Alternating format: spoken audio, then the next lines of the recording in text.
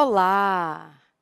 Há poucos dias da prova da Polícia Civil, você já estudando tudo e mais um pouco, aliás, já tendo estudado tudo e mais um pouco, revendo matéria, chegou a hora de revisarmos o conteúdo, falarmos um pouquinho, conversarmos sobre a questão de redação, que, aliás, tem uma valoração bastante alta, assim como toda a prova de língua portuguesa, que compreenderá as questões de gramática e interpretação de texto. Preste bem atenção. Nós temos aí uma banca para fazer essa prova da Polícia Civil, né? Uma banca acadêmica, COPS-UEL. O que esperar dessa banca? Geralmente, com essa formação, com esse histórico, né, que a COPS tem, nós devemos encarar um tema que verse sobre algum problema social, político, econômico, de conhecimento geral, né, mas que também pode estar elencado no edital de vocês, no anexo 2. Vocês têm 9 leis para estudar, não é isso? Dentre essas 9 leis, há muitos fatos ali, muitos problemas a serem resolvidos, que contemplam situações da contemporaneidade. Então, essas situações podem ser solicitadas dentro da questão de redação. Então, é importante uma leitura atenta, né? Leitura atenta, que eu digo, não é necessariamente da questão, porque isso vocês vão fazer lá no dia, na hora, mas uma leitura atenta de mundo. É o que a gente chama, né, de conhecimento de mundo, certo? Quais são os temas que estão bombando aí nos fóruns, nas redes sociais, discussões de professores, e que também estão elencados, alguns deles, no edital de vocês, né? Nós temos o papel das delegacias especializadas, né? A Delegacia da Mulher, a Delegacia contra os Crimes Cibernéticos, estão em voga, fake news, as questões de bullying, cyberbullying, invasão dos hackers, disseminação de dados falsos ou disseminação de notícias falsas, né? Então, dentro desse universo, existem centenas de temas que podem ser cobrados, né? Então, a especialização das delegacias. Qual é o papel da Polícia Civil, né, nessa organização toda em que nós vivemos, nessa organização político-social em que nós vivemos? O que a Polícia Civil tem que fazer, né? Onde ela pode agir, como ela pode agir, quais são as fronteiras de ação da Polícia Civil? Então, esse seria um tema bastante interessante. Por quê? Porque abraçaria a parte técnica de estudo de vocês, mas abraçaria também a parte de cidadania, que é tão importante. Além dos crimes, né, cometidos e da especialização das delegacias, nós temos também a crise no sistema penitenciário brasileiro. Nós comentamos, inclusive, já algumas vezes e em bancas de outros concursos, sobre a questão dessa crise, a superlotação das penitenciárias, a falta de cidadania, o aumento da criminalidade, né, a falha no processo de reinserção do ex-presidiário na sociedade, os direitos humanos. Então, de repente, pode vir algo do tipo: a crise no sistema penitenciário, no sistema prisional brasileiro, né, diante do aumento da criminalidade e das falhas de reinserção do ex-detento no mercado de trabalho. O que eu tenho que falar sobre isso, por exemplo? Eu tenho que notar que o aumento da criminalidade está diretamente ligado à falta de segurança pública, mas também está ligado a outros diversos fatores, entre eles, né, a superlotação das cadeias públicas. Por quê, Gláucia? Porque quando eu tenho uma cadeia superlotada, num processo, né, de internamento, de encarceramento do criminoso, que é simplesmente punitivo e não reeducacional, eu não tenho uma cadeia que consiga recuperar esse criminoso. Eu tenho uma cadeia que funciona como um sistema prisional, como queiram chamar, que funciona como uma escola do crime. né? Uma universidade do crime.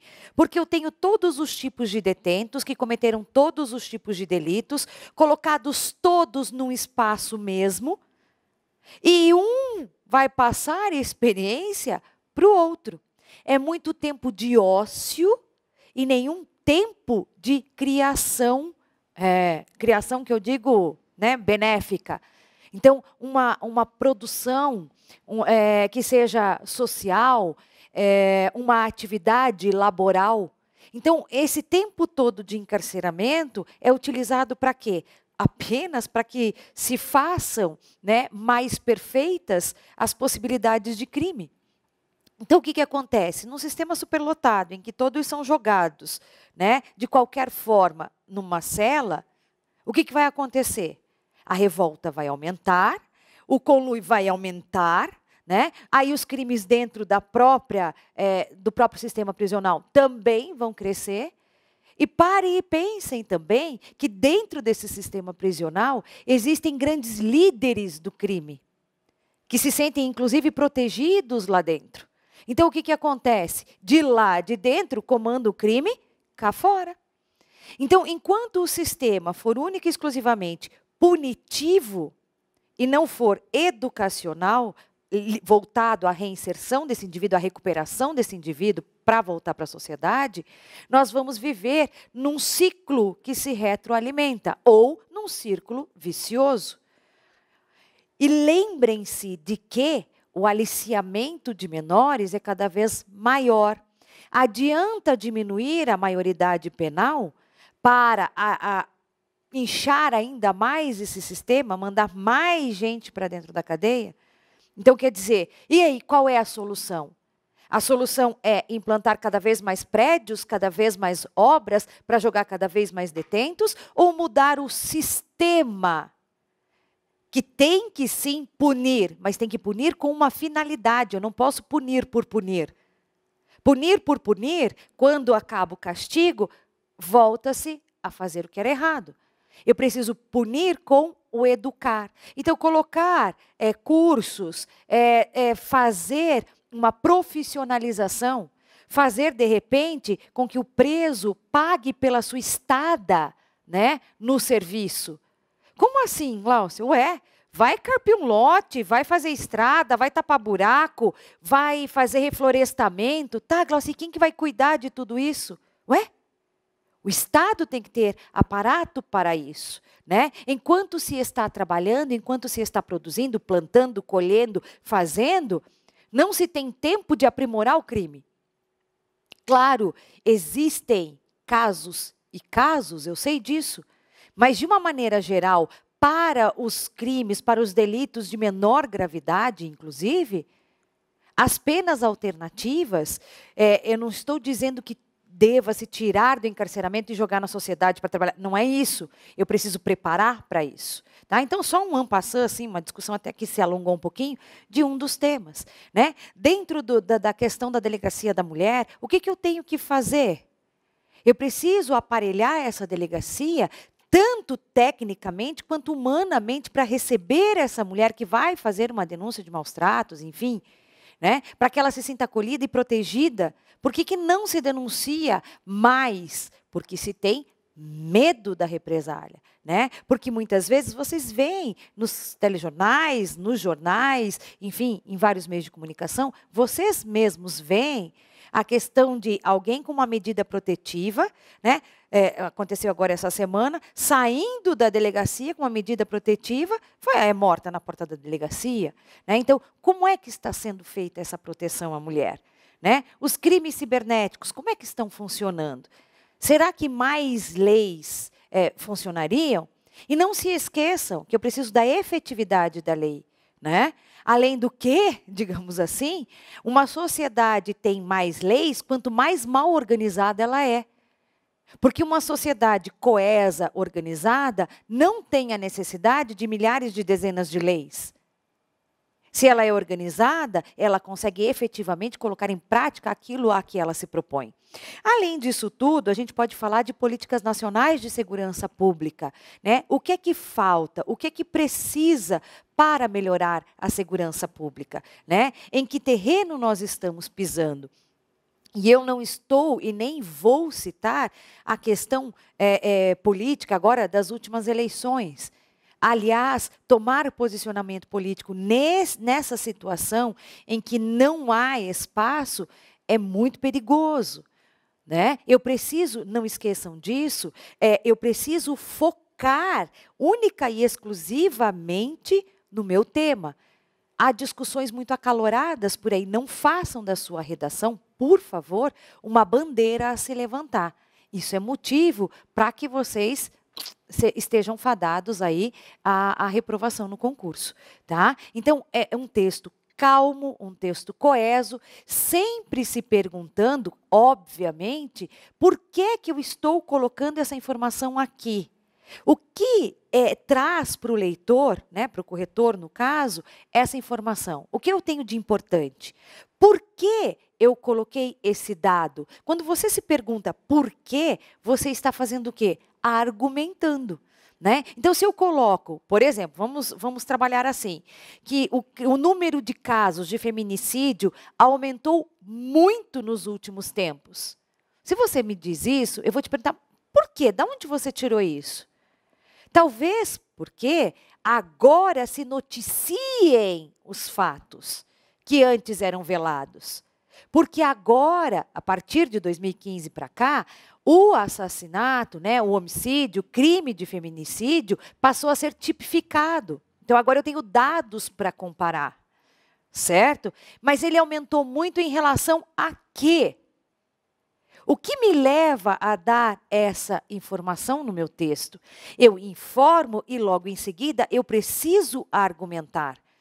Se eu vou falar do cyberbullying, é um crime relativamente novo. Por quê? Porque esse crime veio junto com o advento da tecnologia, que não tem 100, 200 anos, né? O bullying, ao contrário do que se vê hoje, antigamente, né, era visto por um outro lado, que gerou, lógico, também, muitas desgraças que não foram nem a ele atribuídas, né? Mas eu preciso fazer essa comparação temporal. Eu preciso fazer uma comparação com algo para que eu possa afirmar. Então, gente, é concentração. Eu preciso me concentrar e saber por que cada palavra que está ali no meu texto está assim sendo colocada. Né? E não esqueçam que a conclusão não é e não deve ser uma retomada geral do texto para que não vire uma repetição. Eu pego um pedacinho da introdução, um pedacinho do desenvolvimento e taco na conclusão. Não. Para que eu não corra esse risco, é interessante que eu coloque uma proposta de intervenção, uma ideia de como acabar ou como minimizar o problema que foi apresentado no tema. E aí eu não corro o risco de repetir. Né? É muito ruim quando se lê uma conclusão que é cópia, né, uma paráfrase da introdução.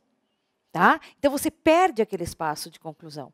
Não se esqueçam, por exemplo, de que vocês têm de 20 a 25 linhas para escrever. Né? Então, a sua introdução e a sua conclusão devem usar, as duas juntas, 50% do seu texto. Então, vamos pegar aqui 10, 12 linhas, 6 para uma, 6 para outra, mais ou menos. Tá? E o seu desenvolvimento aí com 12, 10, 12 linhas, 15 linhas. Então, eu preciso ter essa organização de texto. Glaucia, eu posso fazer 3 ou 4 parágrafos. Não tem problema, você pode fazer 3 ou 4, tanto faz, dependendo da organização do seu texto. Mas não coloque num texto de 25 linhas 5, 6, 7 parágrafos e uma frase em cada parágrafo. Lembre-se disso. Tá ok? Não é necessário e vai acabar fazendo com que seu texto fique fragmentado. Então, vamos olhar um pouquinho para a nossa tela para que a gente perceba aqui alguns tópicos bem importantes para os nossos resumos. Então, olha lá. Quando a gente trabalha a questão da dissertação argumentativa, coloquei aqui o nosso editalzinho, só para que vocês percebam. Olha só. Elaboração de um texto dissertativo argumentativo, a avaliação da capacidade de discutir e argumentar a partir do tema proposto, com clareza. Às vezes, o próprio candidato não entendeu o que ele quis dizer, ele não consegue explicar. Imagine o corretor. Concisão, não fica enrolando, objetividade. Coerência, eu não posso me contradizer. E objetividade, ok? Então, se eu vou colocar aspectos negativos e quero também colocar aspectos positivos, não fique pulando um positivo, um negativo, um positivo, um negativo. Coloque tudo de um lado e depois tudo de outro. Também vai ser levada em conta a capacidade de organização do seu texto, de análise e síntese dos fatos e ideias examinados e ainda correção gramatical. Não esqueça que é importante, é interessante que você coloque, gente, um exemplo no seu texto, né? Para que você traga figura, para que você traga imagem ao seu texto, para que ele fique dinâmico, para que ele fique um texto gostoso de ser lido. Então, olha só. Recapitulando, número de linhas de 20 a 25, uma introdução com um número de mais ou menos 25% de linhas, né? Então, aqui nós vamos de 10 a 12 linhas e meia, tanto para a introdução quanto para a intervenção, mas sem esquecer que as duas juntas levam 50, então aqui eu tenho mais 6, aqui mais 6, mais ou menos. Desenvolvimento, 50% do número de linhas. Número de parágrafos, de 3 a 4 no máximo. A introdução e a conclusão sempre menos extensos do que o desenvolvimento, porque apresentam e fecham o texto. O grande X da questão é o nosso desenvolvimento. Além disso, nós temos aqui, gente, o que colocar na introdução. Então, não esqueçam, eu tenho que elaborar a tese, né? O que é que eu vou defender o texto inteiro?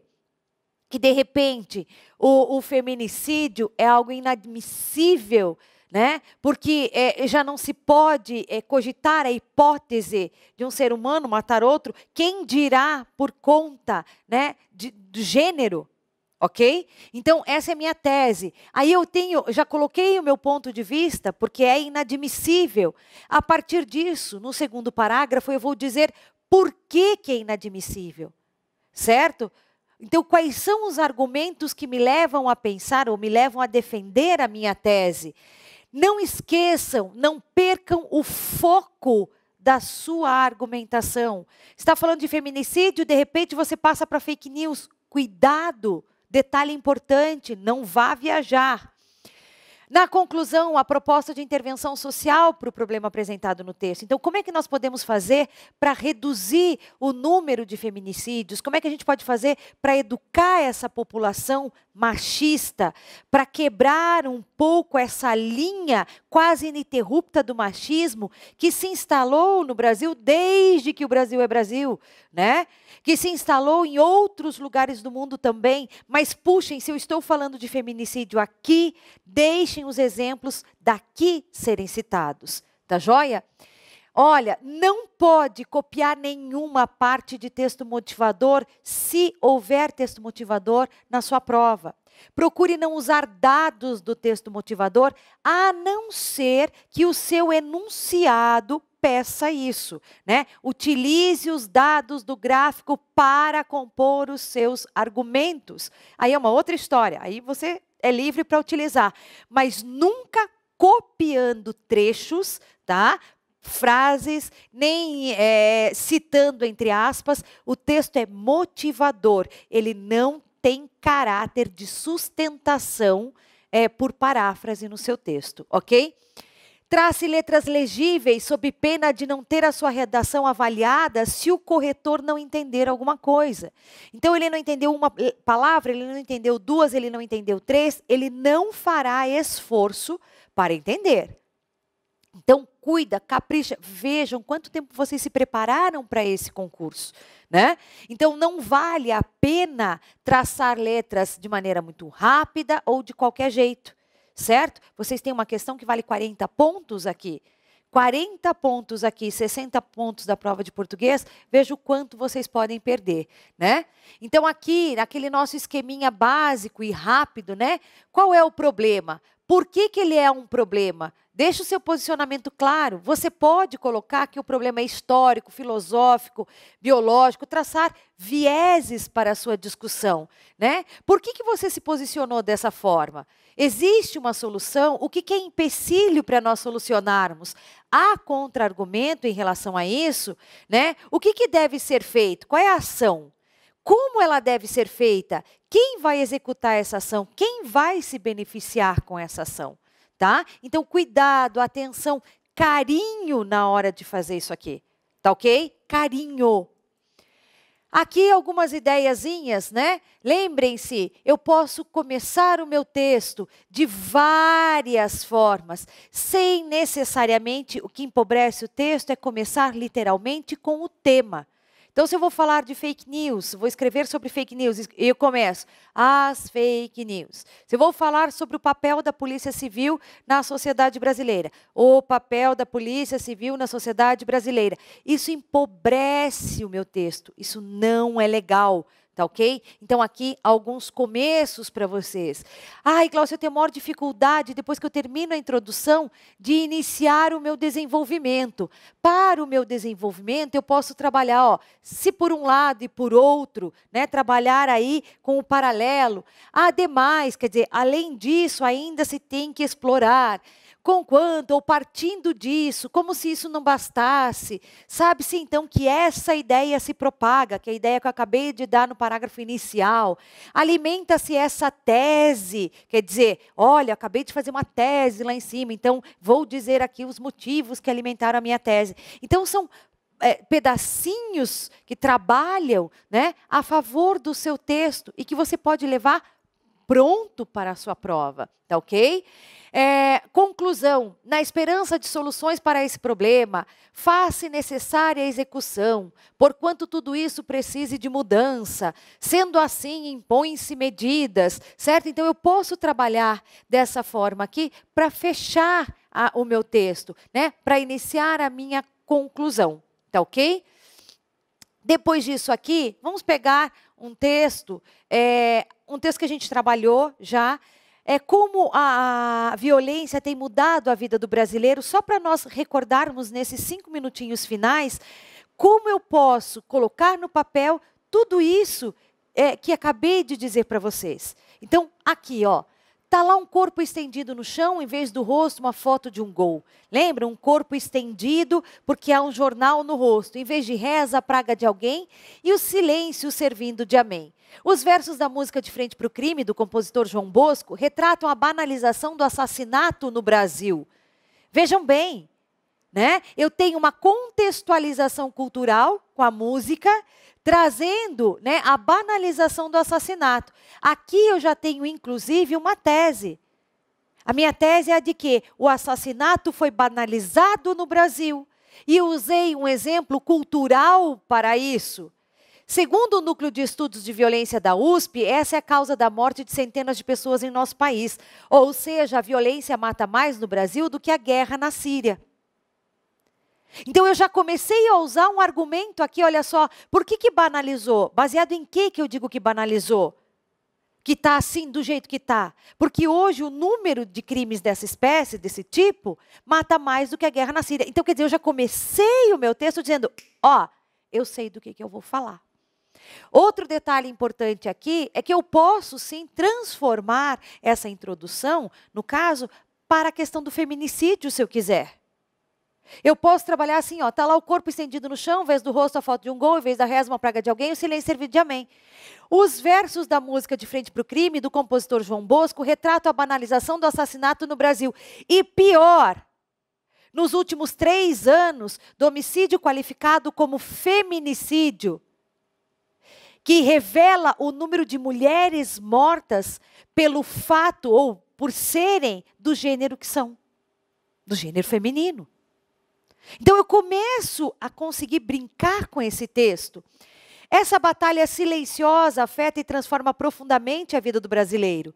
Chega-se à casa mais cedo, escolhe-se um trajeto mais calmo. Então, olha só, na própria introdução, eu já tenho os motivos, eu já tenho, né, a resposta para o meu tema. O que é que muda na vida do brasileiro diante desse cenário de violência? Então, a gente desconfia de todo mundo, a gente vai para casa mais cedo, a gente faz isso, aquilo, aquele outro. Depois, olha só, 70% das pessoas vêm tomando medidas restritivas, mudando hábitos por causa da criminalidade. Aqui, Glaucia, eu não tenho esses dados, eu não levei comigo esses dados, eu não tenho uma leitura apurada sobre o assunto. Tudo bem, você pode dizer que sabe-se que a maior parte da população brasileira já adotou medidas de resguardo contra a violência, a criminalidade e o medo. Então, eu não preciso necessariamente citar a Confederação Nacional das Indústrias e eu não preciso citar a porcentagem. Né? Aqui é uma outra pesquisa, ó, também indicam que 1/4 dos brasileiros optou por mudar seu modo de vestir. Glaucia, eu não sei quantos mudaram, não tem problema. Né? Uma porção dos brasileiros mudou a sua maneira de vestir, restringe seus horários, a sua relação com as pessoas, encarceraram-se em seus próprios lares, né? Com as cercas elétricas, com um monitoramento especializado e particular. Então, tudo isso acaba, né, mexendo um pouquinho mais aqui, talvez tirando a responsabilidade estatal na segurança pública. Né? Será que é um lado bom? Será que é um lado ruim? Qual é o papel da segurança pública? E qual é o papel da Polícia Civil na segurança pública? E aí, como é que eu fico? Tá? Então, a gente precisa trabalhar uma situação bastante clara e bastante palpável. Né? Eu não posso ter a minha redação no campo das ideias, no campo de, pois é. Não, eu preciso ser concreto. Então, olha só, visto isso, olha a conclusão. Faz-se necessário um trabalho coeso, educacional e familiar, através de palestras e oficinas, pautado em retomada de valores e reestruturação familiar. Então, o que eu vou fazer? Eu vou reestruturar a família.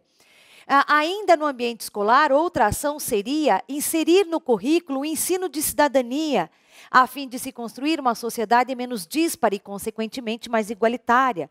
Né? É uma utopia, tudo bem, mas é uma tentativa de, certo? Quando a gente fala em fake news, vamos direto aqui, né, para a questão da intervenção na redação, que é o que às vezes a gente vê que é mais falho dentro dos textos, ok? Olha só, quando a gente mexe aqui, perdão, deixa eu voltar um aqui. Dessa forma, para diminuir as consequências devastadoras para a plena democracia, é preciso desenvolver o senso crítico sobre as informações consumidas na internet.